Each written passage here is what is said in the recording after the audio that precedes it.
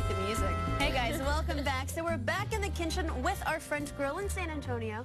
It's Andrea, and we made a really delicious, and Shelly loved it, a dish earlier made out of salmon. It was so good, it was fresh, it was light, it was chill.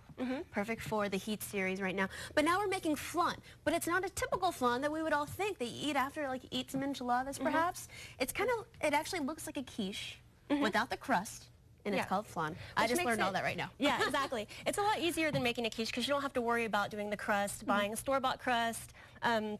It's just, it's basically a quiche without a crust. But we're calling it flan because that's what the French do, right? Exactly. Okay, exactly. But first, it's not just any flan, it's Celine's summer flan. Who's Celine? Celine is my cousin. She is an English teacher about a couple hours north of Paris, and that's a photo of her right there with her husband Xavier. And if you'll notice, they're actually drinking a cider specific to the region of Normandy because today is D-Day. She's so clever. She set this up for me to show for her dish because of D-Day in celebration of our troops landing in France to help France out during the Second World War.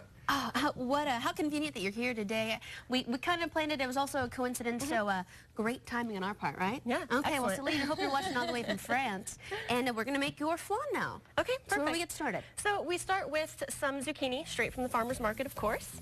Good And we've just peeled it and cut it up, and so we're just going to cube it roughly into little cubes. You do the nice stuff. Yeah, nothing too fancy. Okay. And we've actually boiled it for a couple of minutes, about 5 to 7 minutes, just to get it nice and soft. Anything in there? Salt, pepper? A little salt and pepper, yeah. Okay. And this is actually just the finished product after it's been drained. Okay. So after it's been drained, you just want to kind of mash it up with a fork kind of roughly. And while I do this and get this all nice and mashed up, I'm going to have you put together all the rest. All right. So you're going to start with the 4 eggs. Oh. Go ahead and crack those and put those in. Yeah, hope you don't get any shell in here. You might. You're going to put your shell in. Sorry. You're going to know I made it if you hear a crunch later. There we go. I can't believe you're actually cracking eggs and doing it correctly. This is great, Alana. I don't even open it right. You just get it open and hope for the best. That's what I do. Yeah. Okay. So, let's see. I'm actually okay with eggs. All right, we got shells. I'm impressed. I'm impressed. No, there's totally one in there. Oh no, it's okay. We'll pretend like it didn't happen. I'm totally there. We go. Watch that. All right, it's out. It's out. No big deal. Okay, and then you're going to go ahead and give it a little bit of salt and pepper. All right, we got some salt, just a little. That might be too much. A little bit of salt. Got a little pepper. We're just eyeing it. There you go. And then we're going to add a lot of Parmesan cheese to this dish. Okay. Now, I like cheese. I know. So the Parmesan cheese that you want to get is either going to be whole Parmesan cheese like this, where you grate it yourself, or you want to get shaved or pre-grated Parmesan cheese. You're actually going to put this entire thing in there. It's about 4 ounces of Parmesan cheese. Yummy. Okay, the whole thing. Yeah. Make sure you don't get the kind of cheese that you're putting on your spaghetti at home. That's not going to work for this dish. So there you go. And then go ahead and put in about half of the creme fraiche here. Now, a lot of French recipes... sour cream? Yeah. It can be sour cream, but I prefer the Mexican cream because it's more of a sweet flavor than it is a sour flavor. This is my favorite kind of cooking. Just eye it and hope it works out well for you. And then we're going to take at least 10 basil leaves that we're just going to roughly chop. Okay. Thank you for chopping.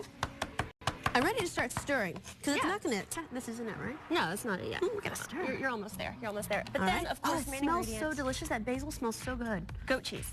Yes. The whole thing? The whole thing of goat cheese. It's about 4 ounces. Yeah. Where's Shelly? I know she's going to want some of this cheese.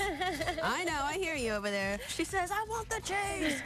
Okay, there you go. Now, for the folks at home, go ahead and start stirring that all together. For the folks at home, if you've tasted goat cheese and you're not a big fan of it, don't worry about it because it's going to be cooked down in this dish. We're going to put it in the oven, and that's going to take away a lot of that strong flavor, and what the goat cheese is going to add is actually a nice consistency and creaminess. Okay.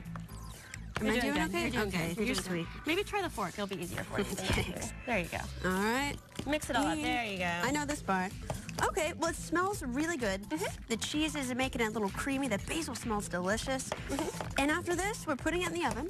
Yeah, so you're going to put it into a pan. You can use a regular casserole dish, whatever you've got at home. I've got a little bread pan here that I like to use. All right, I hope it's enough. Yeah, you're good. Cool. So go ahead and pour it in.